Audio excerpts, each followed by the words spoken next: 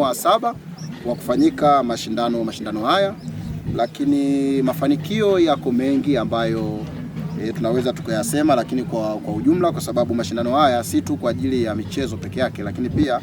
yanahusisha pia na masuala mazima ya kiuchumi, kwa maana kwamba wale wajasiriamali wengine wadogo ambao wanatumia fursa hii kwa ajili ya kujiongezea kipato. Na tumekuwa tukiulizwa mara kadhaa, watu wakitamani kuona ni lini ambapo mashindano haya yataanza kwa ajili ya watu kuendelea kujiongezea kipato. Lakini pia wako wachezaji wengine kutoka kwenye ligi hii ambao wanapata fursa kwenye maeneo mengine kwenda kucheza na wanakuwa wameonekana kupitia kwenye ligi hii ya Tulia Trust Uyole Cup. Na kwa mwaka huu pia tutakuwa na zawadi kwa mshindi wa kwanza hadi mshindi wa 3, kwa maana kwamba mshindi wa kwanza atapata shilingi milioni 10,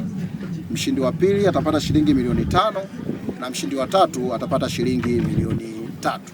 Lakini sambamba na hayo tutakuwepo na zawadi zingine, kwa maana kwamba tutakuwa na mchezaji bora ambaye atapata shilingi 100,000, tuna mfungaji bora atapata shilingi 100,000, tuna golikipa bora atapata shilingi 100,000, lakini pia tuna kocha bora atapata shilingi 100,000. Sisi kama chama cha mpira mkoa wa Mbeya na chama cha mpira wilaya mchanganyiko na Mbeya vijijini tunajiita BEDIFA,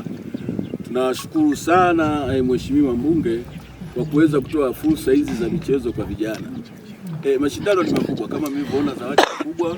na sisi kama chama kusema tunaweza tukaandaa mashindano makubwa yenye zawadi hizo ilikuwa kidogo ni ngumu,